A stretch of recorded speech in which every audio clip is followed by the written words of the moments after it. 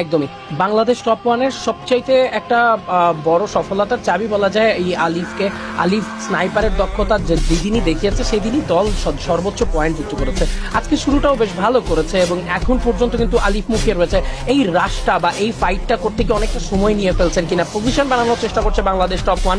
একটু long and lengthy পজিশনগুলো নিয়ে আসলে ফাইটটাকে করবে, চতুর্দিক থেকে ঘিরে ধরার প্রচেষ্টা। টপ ওয়ান কিন্তু রয়েছে একদমই রাইট সাইডে, সেদিকে দুটো প্লেয়ার তার দিকে কিন্তু ফোকাস করতে পারে। টু স্প্লিটেশনে থাকবে অপোনেন্ট টিম লাফাঙ্গা অ্যান্ড শুভকে উদ্দেশ্য করে যথেষ্ট ড্যামেজ দিয়ে দেওয়া হয়েছে। টপ ওয়ানকেও অনেকটা ড্যামেজ ড্রপ করে ফেলা হবে অ্যান্ড প্রান্ত কিন্তু সেখানে এখন পর্যন্ত তার প্রপার ড্যামেজ হেলথ নিয়েই রয়েছে। শুভ 6-9 এর একটা রাশ, একটা হেডশট কানেক্ট হয়ে গেছে। ফেকার থেকে ড্যামেজ ডেলিভারি করবে। রাইট সাইডেও রয়েছে প্লেয়ার ইয়ামিনকে উদ্দেশ্য করে ছোড়াতে ড্যামেজ। ভিনসেন্ট ওকে আবার অনেকটা হেলথ ড্রপ করবে Bangladesh top one. Let's see top one কি এখান থেকে ম্যাচটা আসলে এই ফাইটটাকে ফিনিশ করতে পারে কিনা, ফাইটটা বের করতে পারে কিনা।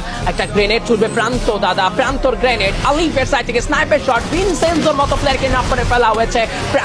আলিফের স্নাইপার শটের মাধ্যমে শুভ 6-9 দূরে থাকা প্লেয়ারগুলোকে চার্জ করার চেষ্টায় মরিয়া হয়ে গেছে। স্নাইপার শট আলিফের আরো একবার, আলিফের আরো একটা নক আসবে। আলিফ ব্যাক টু ব্যাক চার্জ করে যাচ্ছে এন্ড লাফাঙ্গা টিমদেরকে কিন্তু কোনোভাবেই এখানে বেঁচে থাকতে দেওয়া হবে না।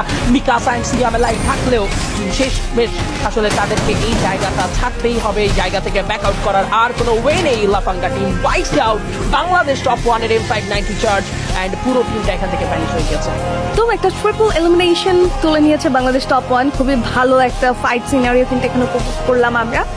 একটা ভালো ফ্ল্যাঙ্ক ছিল এই জায়গাটিতে, 2v2 স্প্লিট হয়ে দুপাশ থেকে ঘিরে ফেলা টিমটাকে, এবং টিমটি কিন্তু আন্দাজও করতে পারেনি। যদিও প্রতিপক্ষের তরফ থেকেও আমরা দেখেছি তারাও চেষ্টা করেছে একটা ভালো ফ্ল্যাঙ্ক উপহার দেওয়ার, একটা অতর্কিত হামলা করার, বাট কোনোভাবেই সেটি হয়নি। কারণ আলিফ তার যে ইগল আই, সেখান থেকে আসলে এসকেপ করা একদমই সহজ নয়।